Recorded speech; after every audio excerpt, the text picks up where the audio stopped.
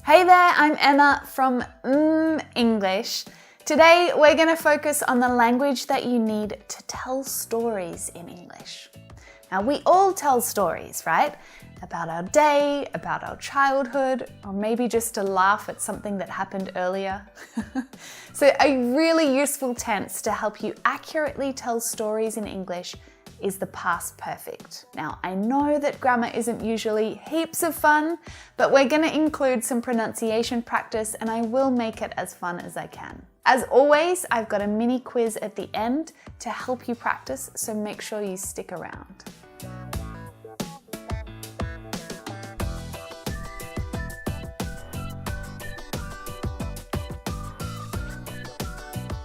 So we use the past perfect to talk about the past.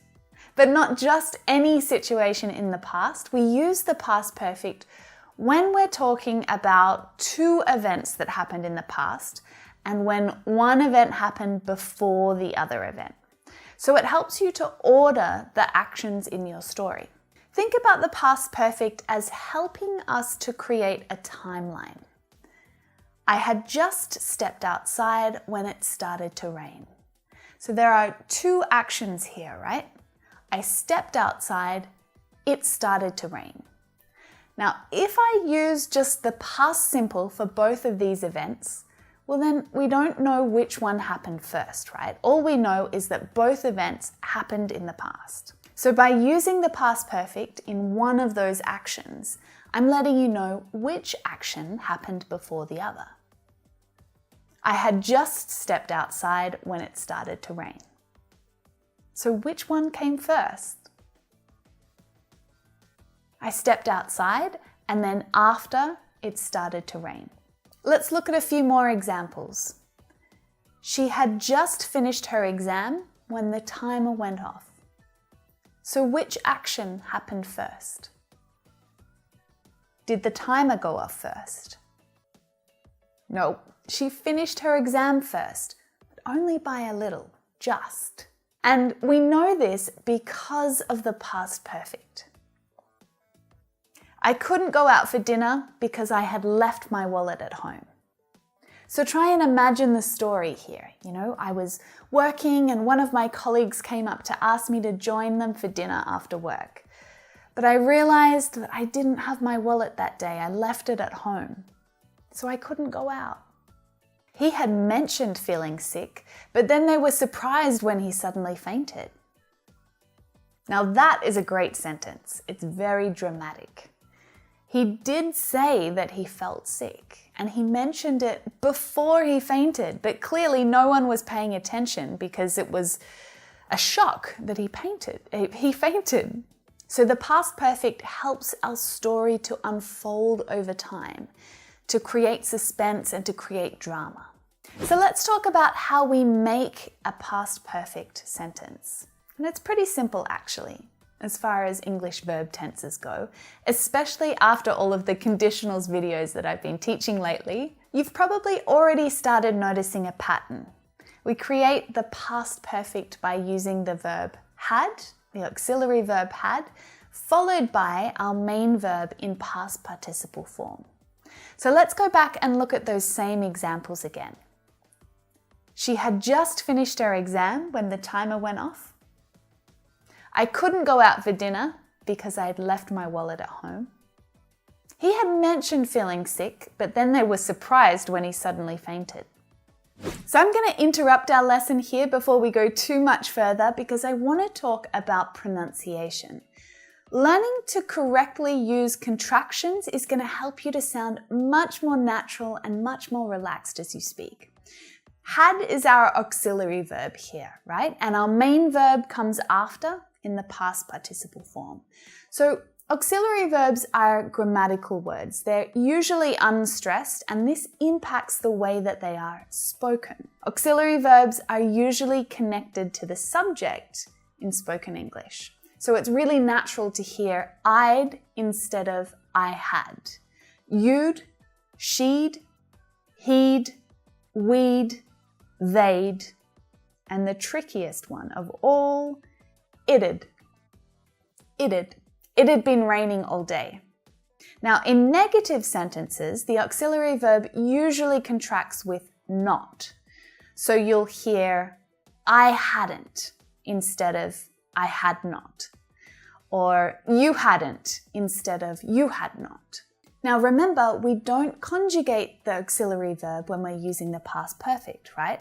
So we use had with she hadn't, it hadn't, they hadn't. But you will occasionally hear the contraction a little differently. She'd not been there, or you'd not tasted it. And this is absolutely no problem, but it's much less common. It's used less frequently. My students often feel really frustrated about these contractions because they're exactly the same contractions as we use for I would, I'd. It's annoying, I know, but the clue is in the main verb that follows, because with would, it's always followed by the infinitive verb, right?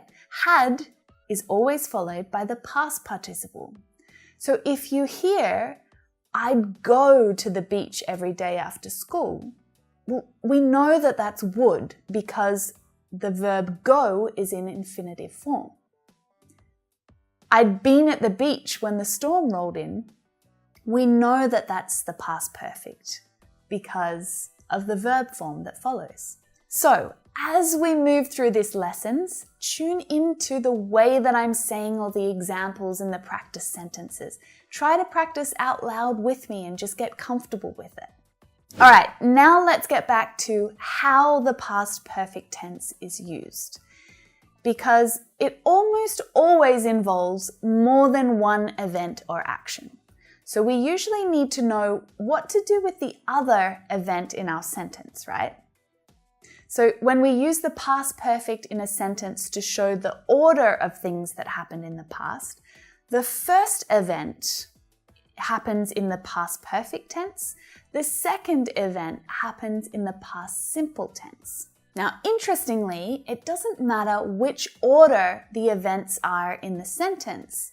It's the tenses that tell us what happened first. So we could say the past perfect, past simple, or the past simple and the past perfect. It's the same. In either of those examples, the past perfect event is the one that happened first in time. I had just smelled smoke when the fire alarm went off. Or when the fire alarm went off, I had just smelt smoke. So in both examples, I smelled the smoke first. It happened just before the alarm went off. I also want to make a special point about adverbs here, because we use adverbs like just and really and already. They're often used in the past perfect tense, and they go between had and our main verb, right? So we have had, adverb, past participle. Had just finished, had really tried, had already eaten. All this is exciting, huh? It helps us to add more to our story. So we use just with the past perfect when one event happens immediately before the other. So you really want to emphasize that not much time has passed between the first event and the second event. He had just got in the shower when he heard a knock at the door. So it was only moments before. We use already with the past perfect when an event happens early or earlier than expected. I ran to the supermarket as fast as I could, but it had already closed when I got there. Damn. Psst. Do you want to know one of the most common mistakes that my students make with this tense? Can you see what's wrong there? It's the present perfect. And you can't use when with the past simple and the present perfect. We have to use the past perfect. Had with the past participle. Even when the subject is plural, we still use had, okay? So don't conjugate the verb. That is a massive mistake when you're talking about the past perfect. So we've gone through all the details about how to make the past perfect, what you need to remember, what you need to do. Let's practice using it together. I'm really looking forward to hearing some stories from you guys. Woohoo, quiz time! To kick off our quiz, I'm going to give you 2 events or actions up here. Both of these events take place in the past. So I'll tell you which event happened first, and you'll need to write a sentence correctly using the past perfect. So the first event was, we heard a strange noise. And the second event was, the lights went out immediately after. Now that part about immediately after is important because you can use an adverb to help explain that. So you might write something like, we had just heard a strange noise when the lights went out. Now it's your turn to try. So I want you to write your answers in the comments down below this video so that I can come down and check them for you, correct them if you need it. The first event, I decided to leave. The second event, the boss called for a meeting. The second event was, we bought plane tickets. The first event, the prices increased unexpectedly early. Last one. First event, she looked around for help. The second event, a salesperson appeared immediately afterwards. Awesome work! I have got one extra challenge for you. If you really want to test your skills, see how well you can do, I want you to write a short story for me about a misadventure that you've had once in the past. So I want you to try and use 3 examples of the past perfect. And just so you know, a misadventure is an adventure or a story, but something went a little wrong. Something went not quite right. Perhaps it's quite a funny story where you were running late, you missed your bus, and you got rained on. Or maybe it was a frustrating story about losing your keys, getting locked out, and then missing an important meeting. I'm really excited to read these stories, guys, and I'm going to do my best to give you feedback, especially if you get your stories written in the next couple of days, as soon as this video is released on my channel. Thank you for sticking with me through this lesson. I hope that it was useful and a little bit of fun. Make sure you subscribe to my channel and share this lesson with anyone who you know needs to practice their grammar a little.